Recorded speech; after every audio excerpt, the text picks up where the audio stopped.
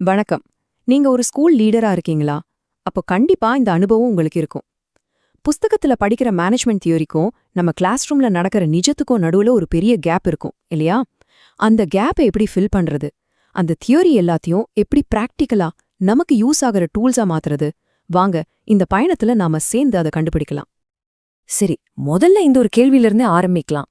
ஒரு பள்ளிக்கூடத்தை வெறும் செங்கல்லால கட்டின பில்டிங்னு சொல்றதுக்கும் அது ஒரு உயிருள்ள இடம்னு சொல்றதுக்கும் என்ன வித்தியாசம்?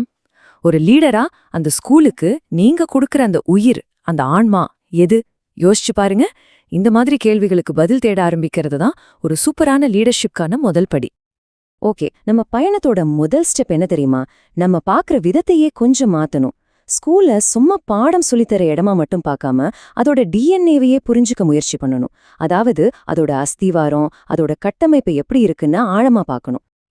அப்போ நிறுவனம் அப்படின்னா என்ன? ரொம்ப காம்ப்ளிகேட்டடாலாம் யோசிக்காதீங்க. ரொம்ப சிம்பிள். ஒரு பொதுவான குறிக்கோளுக்காக ஒன்னு சேர்ந்த மக்கள் கூட்டம், அவ்வளவுதான். நம்ம ஸ்கூலை பொறுத்த வரைக்கும் அந்த முக்கியமான குறிக்கோள் என்ன? குவாலிட்டியான கல்வி கொடுக்கறது. சிம்பிள். இங்க ஒரு விஷயத்த நாம நல்லா மனசுல வச்சுக்கணும். எந்த ஸ்கூலுமே ஒரு தனி தீவு கிடையாதுங்க. அது ஒரு ஓப்பன் சிஸ்டம். அப்படின்னா என்ன? வெளியில நடக்கிற அரசியல் மாற்றங்கள், நாட்டுல இருக்கிற பொருளாதார சூழல், நம்ம சமூகத்துல வர புது பழக்க வழக்கங்கள், டெக்னாலஜி அப்டேட்ஸ், இது எல்லாமே ஸ்கூல் மேல ஒரு தாக்கத்தை ஏற்படுத்தும். இதனால தான் ஒரு லீடரா உங்க வேலை ஒவ்வொரு நாளும் ஒரு புது சவாலா இருக்கு. ஒவ்வொரு ஆர்கனைசேஷனுக்குள்ளேயும் கண்ணுக்கு தெரியாத ஒரு பவர் இருக்கும். அதுதான் ஆர்கனைசேஷனல் கல்ச்சர். சிம்பிளா சொல்லணும்னா அதுதான் அந்த ஸ்கூலோட பர்சனாலிட்டி.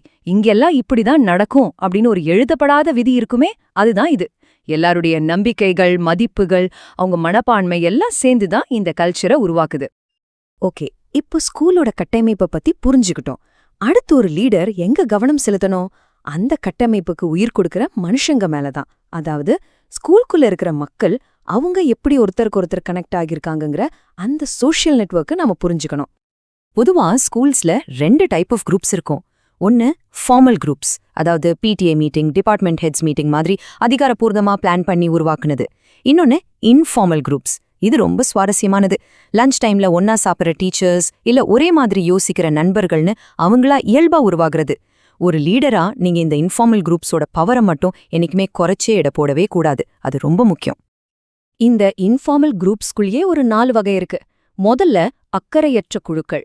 அவங்க பெருசா எதுலயும் தலையிட மாட்டாங்க. 2வது ஒழுங்கற்ற குழுக்கள். அவங்க எப்ப எப்படி ரியாக்ட் பண்ணுவாங்கன்னே சொல்ல முடியாது. 3வது பழமைவாத குழுக்கள். இவங்க எந்த புது மாற்றத்தையும் ஏத்துக்க மாட்டாங்க, பழைய சிஸ்டத்தையே புடிச்சு தொங்குவாங்க. ஆனா 4வதா ஒரு குரூப் இருக்கு பாருங்க, செயல்தந்திர குழுக்கள். இவங்க தான் ரொம்ப முக்கியமானவங்க. ரொம்ப ஆர்கனைஸ்டா, இன்ஃப்ளூயன்ஷியலா இருப்பாங்க. ஒரு லீடர் இந்த 4 குரூப்பையும் சரியா அடையாளம் கண்டு அதுக்கேத்தா மாதிரி அவங்கள ஹேண்டில் பண்ண கத்துக்கணும். சரி, இப்போ வெறும் குரூப்ஸை மேனேஜ் பண்றதை விட்டுட்டு அடுத்த லெவலுக்கு போலாம். அதாவது நல்ல ரிசல்ட் கொடுக்கிற ஹை பர்ஃபார்மிங் டீம்ஸை எப்படி உருவாக்குறதுன்னு பார்க்கலாம் வாங்க. எந்த ஒரு டீம் எடுத்தாலும் அது இந்த 5 ஸ்டேஜை தாண்டி தான் போகும். இதுக்கு பேரு Tuckman model. First, forming stage. எல்லாரும் புதுசா மீட் பண்ணி ரொம்ப மரியாதையா பேசிக்குவாங்க. அடுத்து ஸ்டார்மிங் ஸ்டேஜ். இங்கதான் அசல் கதையே ஆரம்பிக்கும். ஐடியாஸ் மோதும், சண்டை வரும். அந்த புயலை கடந்தா நார்மிங் ஸ்டேஜ். இங்க ரூல்ஸ் எல்லாம் செட் பண்ணி டீம் கொஞ்சம் செட்டில் ஆகும். அதுக்கப்புறம் தான் பெர்ஃபார்மிங் ஸ்டேஜ். டீம் செம்மையா வேலை செஞ்சு கோல்ஸ் நோக்கி போகும். கடைசியா வேலை முடிஞ்சதும் அட்ஜர்னிங். இந்த ஸ்டேஜஸை தெரிஞ்சு வச்சுக்கிட்டா டீம் வளர்ச்சியை வழிநடத்துறது ரொம்ப ஈஸி. ஒரு நல்ல டீமை உருவாக்குறதுல நீங்க போடுற எஃபர்ட் இருக்கே, அதுக்கு கிடைக்கிற ரிட்டர்ன்ஸ் ரொம்ப பெருசு. சும்மா சொல்லல, கிட்டத்தட்ட 10 முக்கியமான நன்மைகள் இருக்கு. ப்ராப்ளம் சால்விங் நல்லா இருக்கும், புது புது ஐடியாஸ் வரும், ஸ்டாஃப் ரொம்ப சந்தோஷமா இருப்பாங்க. சொல்லப்போனா ஒரு லீடர் செய்யக்கூடிய பெஸ்ட் இன்வெஸ்ட்மெண்ட் இதுதான். ஓகே, டீம் பத்தி பார்த்தாச்சு. இப்போ ஒரு லீடரோட கையில இருக்கிற 2 பவர்ஃபுல்லான டூல்ஸை பத்தி பார்க்கலாம். ஒன்னு பவர், அதாவது அதிகாரம். இன்னொன்னு டெலிகேஷன், அதாவது வேலைகளை பகிர்ந்து கொடுக்கறது. முதல்ல பவர் அப்படின்னா என்ன? ரொம்ப சிம்பிள். மத்தவங்களோட செயல்கள்லயோ இல்ல அவங்க நம்பிக்கைகள்லயோ உங்களால ஒரு தாக்கத்தை ஏற்படுத்த முடியுதுன்னா அதுதான் பவர். இது லீடர்ஷிப்போட ரொம்ப அடிப்படையான ஒரு விஷயம். பவர் வேற, அதாரிட்டி வேற. குழப்பிக்க வேண்டாம். அதாரிட்டிங்கிறது உங்க பொசிஷன், உங்க சேர் உங்களுக்கு கொடுக்கிற ஃபார்மல் ரைட்ஸ். ஆனா பவர் அப்படி இல்ல. அது உங்களுடைய பர்சனாலிட்டி, உங்க திறமை, மத்தவங்க உங்க மேல வச்சிருக்கிற மரியாதையிலேருந்து வர்றது. அப்போ உங்க பவர் இங்கிருந்து வருது. இத புரிஞ்சிக்க பிரெஞ்ச் மற்றும் ரேவன் ஒரு 5 விஷயத்த சொல்றாங்க. உங்களுக்கு மத்தவங்களுக்கு ரிவார்ட் கொடுக்கற சக்தி இருக்கா, இல்ல பனிஷ் பண்ற சக்தி இருக்கா? உங்க பொசிஷன்ல இருந்து வர பவரா, இல்ல உங்க அறிவு உங்க திறமையால வர பவரா? அதுவும் இல்லனா மத்தவங்க உங்க மேல வச்சிருக்கிற நம்பிக்கை மரியாதையால வர பவரா? ஒரு நிமிஷம் யோசிச்சு பாருங்க. ஒரு லீடரா நீங்க இதுல எதை அதிகமா யூஸ் பண்றீங்க? உண்மையிலே ஒரு லீடரா உங்க இன்ஃப்ளூயன்ஸ் எங்கிருந்து வருது? உங்ககிட்ட இருக்கிற அறிவாலையா இல்ல உங்க சேராலையா? உங்க லீடர்ஷிப் ஸ்டைலோட உண்மையான ஆதாரம் என்ன? இத நீங்களே உங்களை கேட்டுக்க வேண்டிய ஒரு முக்கியமான கேள்வி. வேலைய மத்தவங்களுக்கு பிரிச்சு கொடுக்கறது, அதாவது டெலிகேஷன், அது ஒரு பெரிய கலை. ஆனா நிறைய லீடர்ஸ் இந்த 7 தப்புகள்ல ஏதாவது ஒண்ணுல மாட்டிக்குவாங்க. என்ன வேலைன்னு தெளிவா சொல்லாம இருக்கிறது, தேவையில்லாம மைக்ரோ மேனேஜ் பண்றது, ஒரே ஆள் தலையில எல்லா வேலையும் கட்டுறது. இந்த மாதிரி தவறுகளை தவிர்த்தாலே பாதி லீடர்ஷிப் பிரச்சனை சால்வ் ஆகிடும். சரி, நம்ம பயணத்தோட கடைசி கட்டத்துக்கு வந்தாச்சு. இதுதான் ஒரு லீடருக்கு இருக்கிற மிகப்பெரிய சவாலுனே சொல்லலாம். அதாவது தவிர்க்கவே முடியாத 2 விஷயங்களை எப்படி சமாளிக்கிறதுன்னு பார்க்க போறோம். ஒன்னு மோதல், இன்னொன்னு மாற்றம்.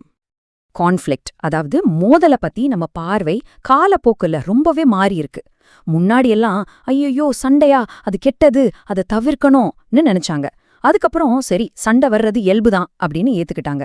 ஆனா இப்போ இருக்கிற மாடர்ன் பார்வை என்ன சொல்லுதுன்னா, ஒரு ஆக்கப்பூர்வமான மோதல் இருந்தாதான் புது ஐடியாஸ் வரும், வளர்ச்சி இருக்கும்னு சொல்லுது. சோ ஒரு நல்ல லீடர் கான்ஃப்ளிக்ட பார்த்து ஓடக்கூடாது, அதை சரியா மேனேஜ் பண்ணணும். எந்த ஒரு மாற்றத்தையும் கொண்டு வர்றதுக்கு கர்ட் லெவினோட இந்த 3 ஸ்டெப் மாடல் ரொம்ப பவர்ஃபுல். ஒரு ஐஸ் கட்டிய வேற ஷேப்புக்கு மாத்துற மாதிரி யோசிச்சு பாருங்க. முதல்ல என்ன பண்ணுவீங்க? அந்த ஐஸ் கட்டிய அன்ஃப்ரீஸ் பண்ணுவீங்க, அதாவது உருக்குவீங்க. அதுக்கப்புறம் உங்களுக்கு வேண்டிய புது ஷேப்புக்கு சேஞ்ச் பண்ணுவீங்க. கடைசியா அந்த புது ஷேப் அப்படியே இருக்கணும்னா அதை ரீஃப்ரீஸ் பண்ணுவீங்க இல்லையா? அதே கான்செப்ட் தான் இங்கேயும். இது ஒரு சிம்பிள் மாடல். ஆனா பெரிய ரொம்ப காம்ப்ளெக்ஸான மாற்றங்களை செய்யணும்னா காட்டரோட 8 ஸ்டெப் ப்ராசஸ் இருக்கு. இது ஒரு டீட்டெயில்டான ரோட் மேப் மாதிரி. இந்த மாற்றம் இப்போ செஞ்சே ஆகணும்னு ஒரு அவசரத்தை உருவாக்குறதுல ஆரம்பிச்சு அந்த மாற்றத்தை ஸ்கூலோட கல்ச்சர்லயே ஒரு பகுதியா மாத்துற வரைக்கும் இதுல ஸ்டெப் பை ஸ்டெப்பா கைடன்ஸ் இருக்கும். சோ மொத்தத்துல நாம புரிஞ்சுக்க வேண்டியது என்னன்னா, ஒரு சூப்பரான லீடரோட வேலை எல்லாத்தையும் அப்படியே மெயின்டைன் பண்றது கிடையாது. அதுக்கு பதிலா மாற்றத்தை, வளர்ச்சிய, பரிணாமத்தை தைரியமா முன்னெடுத்துட்டு போறதுதான்.